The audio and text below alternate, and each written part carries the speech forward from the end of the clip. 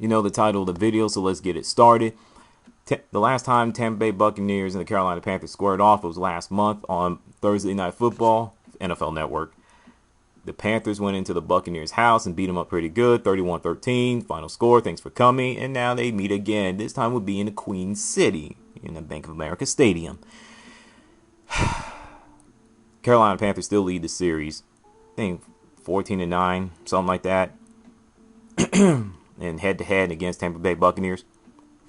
All Carolina has to do is stay focused, take away the running game against the Buccaneers offense, force them to throw the ball, bring heat on Mike Glennon, and on the offense for Carolina versus the Buccaneers defense, mix it up a bit, run, pass, do whatever it takes, make good decisions.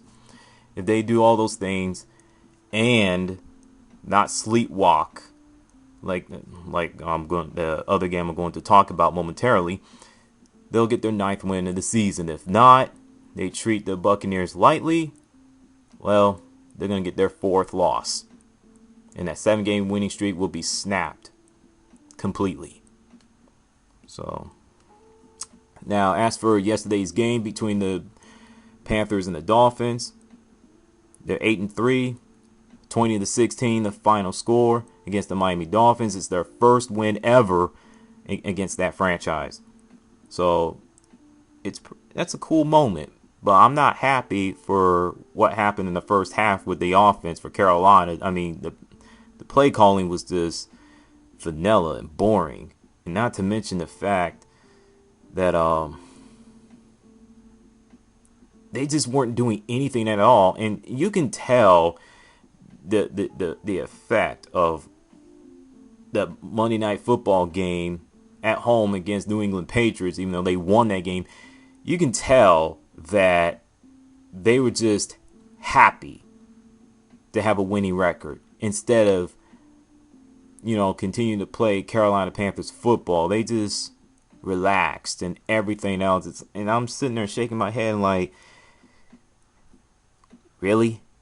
And I saw this coming. I truly saw it coming. And I'm sitting there like, I would not be surprised if Carolina lose this game because they were playing like garbage in the first half. The defense did the dirty work. Now, do they have weaknesses? Sure. The secondary? Yeah. I've been pounding the table for years how bad they were, but this year they improved.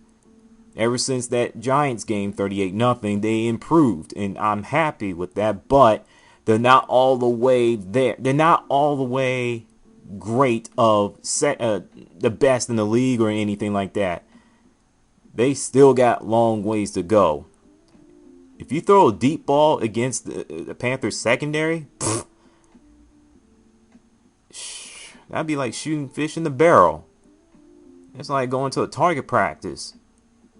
I mean, the Panthers secondary are going to get picked apart.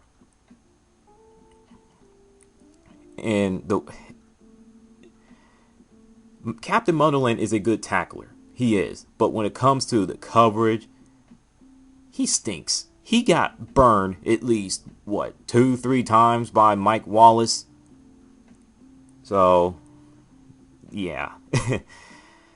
That's the thing that bugs me the most about the game. And the coaching staff, I'll give him a C. Not good, not great, just average. There's some calls that Ron Rivera made, and there were some bad calls that he made. Same thing with the offensive coordinator with Mike Shula. So, the Miami Dolphins, hey, the fans, I got to commend your team is good. They'll get there. I knew that they had a great defense. I knew that. Their offense is still a question mark. Oh, yeah.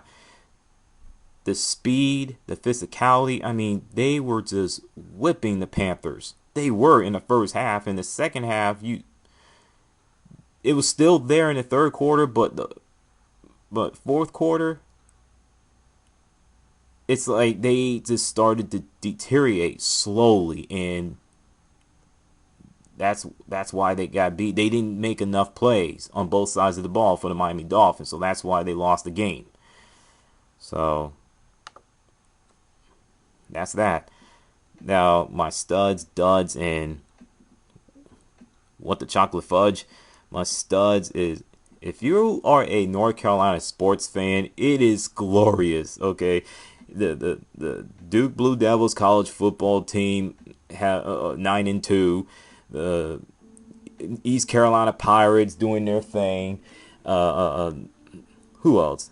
North Carolina Tar Heels football team beating up on Old Dominion 80-20. Okay, whatever. Even though they have a winning record, but no one cares about that. What else? The North Carolina Tar Heels basketball team beat Louisville Cardinals, and they were ranked number 3. They were the third ranked team in the nation, and they beat them. And we're going to see a lot of Jekyll and Hyde behavior within in college basketball season 2013-2014. That's the way I see it.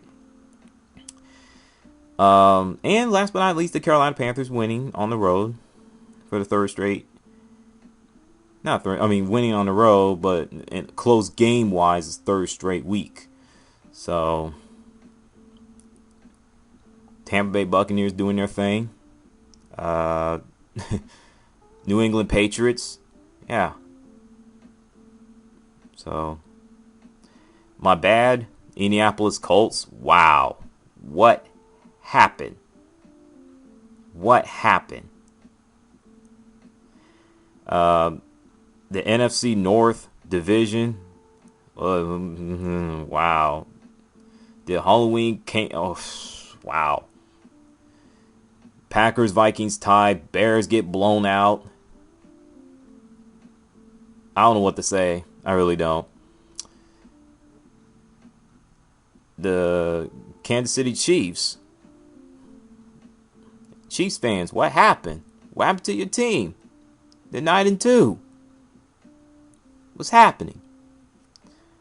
Now, before I get to what the chocolate fudge, my bad is definitely the Houston Texans. That's straight up rock bottom. Straight up. And what the chocolate fudge is the Denver Broncos. 24-0 lead, and you gave that game away. You gave the game to the New England Patriots in a Christmas gift. Like, there you go. We don't want the game. We don't want the victory. Here you go. You can have it. Bronco fans, what happened to your team? What the chocolate fudge, man? Wow. So with that, throwing the peace sign, you know what to do, and I'm out. Oh, one more thing before I go. The question of the day: which team is the most disappointing of 2013 season? The Atlanta Falcons or the Houston Texans? Check y'all.